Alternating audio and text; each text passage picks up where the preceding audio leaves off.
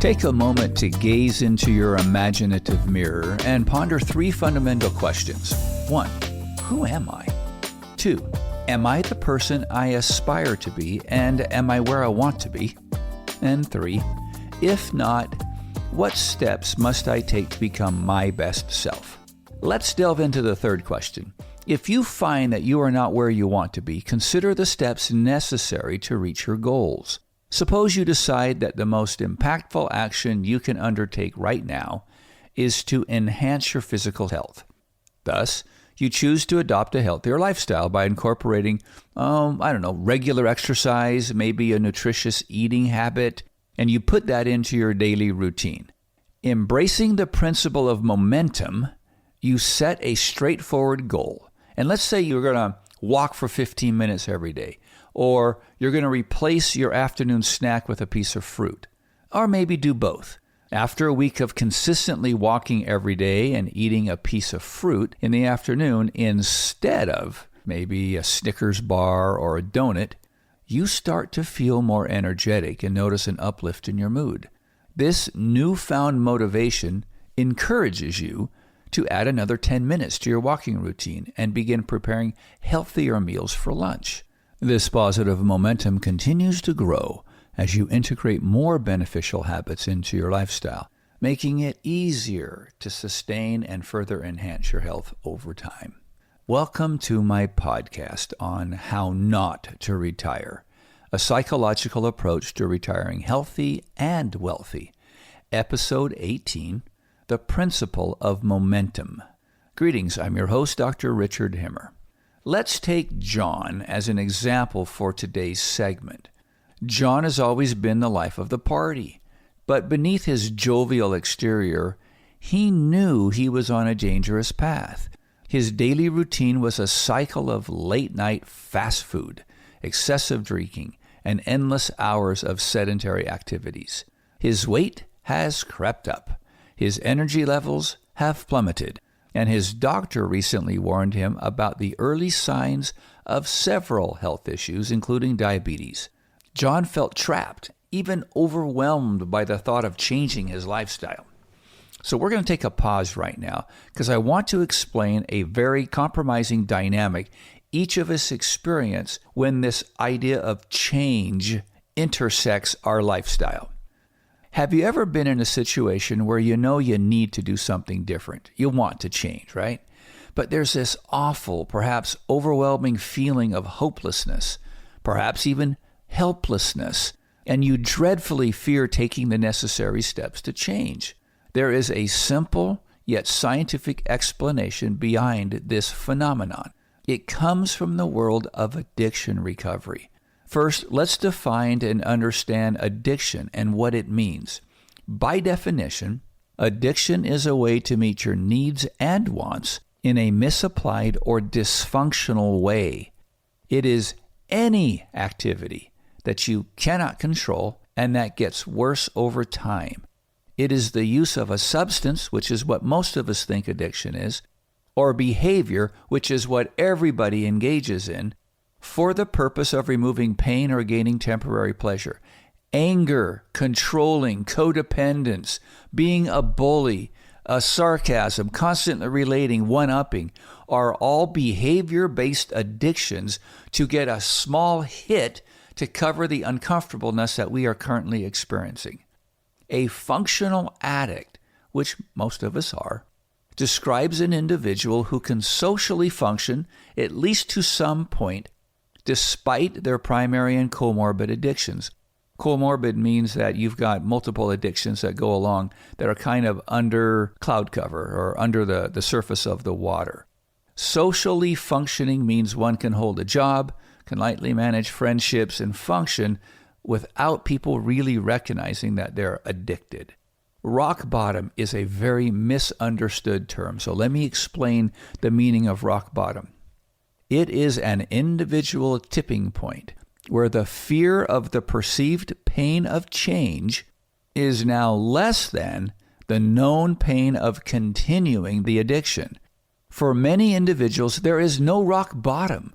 because they remain eternally in their addictive state, or they commit suicide to escape the pain. In other words, if rock bottom were truly something that someone had, then everybody would hit rock bottom at some point in time and make a switch. That's just not the case. Too many people just check out of life or commit suicide.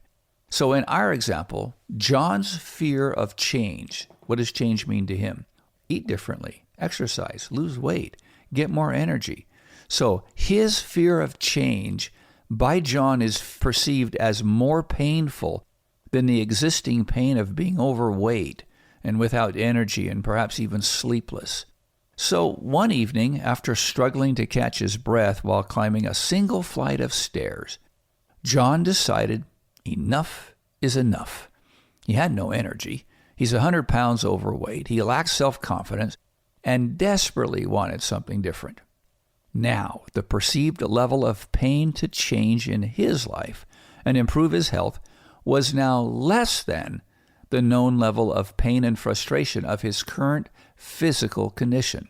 So in this moment of reflection, John recalled a principle he learned in physics during his school days, called the principle of momentum. He wondered, is it possible that I could apply this idea of momentum in my personal life? In other words, could small changes create a ripple effect, leading to a bigger, more significant improvement later on down the road? So he decided to start small. The very next morning, instead of his usual sugary cereal, he opted for a bowl of oatmeal with fresh fruit. It wasn't a monumental change, but it was a start. He felt a tiny surge of accomplishment as he finished his breakfast. That day, he also took a 10-minute walk, and he did it during lunch. He enjoyed the fresh air and the sunlight. It was kind of hard at first, his legs felt heavy, sluggish, if you will. He's not used to this activity, but he slogged through. As in all changes, the initial days were very challenging. He battled constant cravings for junk food and the temptation to skip his walks. But he remembered the principle of momentum. Small forces applied consistently would build up over time. Each healthy choice he made was a step in the right direction. Gradually, his 10-minute walks turned into 20, and he found himself looking forward to these breaks. As the weeks passed, John noticed minimal changes, but he noticed the changes. His energy levels started to increase, and he slept better at night. Encouraged by his progress, he decided to add another small change.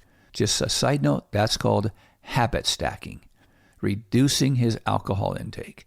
Instead of his nightly beers, he began enjoying a single glass of wine. He found other ways to relax, like reading and listening to music, which helped him unwind without the need for excessive drinking. Another habit stack. John's colleagues started to notice a difference. He was more focused at work. His mood had lifted, and he even lost weight. Their accomplishments and encouragement added to his momentum, motivating him to keep going. Now, that would be an external motivation, but when you combine it with that he's doing all this from the inside out, that's where the power is. We rarely, if ever, change on an external motivation over long term. We change internally, or we change permanently from an internal motivation. Then John decided he'd join a local gym, and he committed to a beginner's workout class twice a week. It was, again, tough at first, but the sense of accomplishment he felt after each session was invigorating, and he was meeting new people in a very similar situation. Days turned to weeks, weeks turned to months, and the months turned into a year, and John barely recognized his old self. He had lost a significant amount of weight, his blood pressure was under control, and his doctor was impressed with his turnaround. Diabetes was no longer on the horizon. And more importantly, above all, he felt alive. The small, consistent changes he had made, starting with a simple bowl of oatmeal and a short walk, had snowballed into a complete lifestyle transformation. John's journey wasn't without setbacks. There were days he slipped back into old habits, but he learned to forgive himself, have a little grace for himself, and refocus on his goals. He understood that momentum wasn't about perfection. It was about consistent progress, constantly moving. Each positive step, no matter how small, contributed to his overall success. Looking back, John realized that embracing the principle of momentum had been the key to changing his harmful lifestyle. It had taught him the power of starting small, being consistent, and building on each success. His story became an inspiration to his families and his friends, showing him that anyone could transform their life by harnessing the power of momentum, one step at a time. So just as momentum in physics is the product of mass and velocity, momentum in healthcare can be thought of as a product of consistent efforts, habits, or what we call habit stacking, and the speed at which you adopt and stick to these habits. This is a deliberate choice towards a specific goal. So I'm going to review, as I wrap this up, let's review the key concepts. There are 4 of them. 1, start small.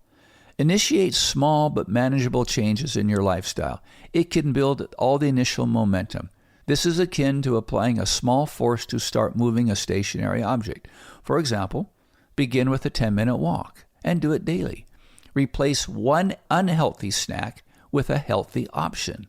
Once the new habit's been established, habit stack another small habit. This is called the principle of iteration. 2, consistency builds momentum. Just as continuous force application builds momentum in physics, regularly practicing healthy habits strengthens your momentum. It's crucial. The consistency aspect is crucial because it keeps the momentum going. So, bullet points, exercise regularly, even if it's just 10 or 20 minutes a day, even if it's just a walk. Make healthy eating choices as often as possible, recognizing you're going to make mistakes and then doing a retake.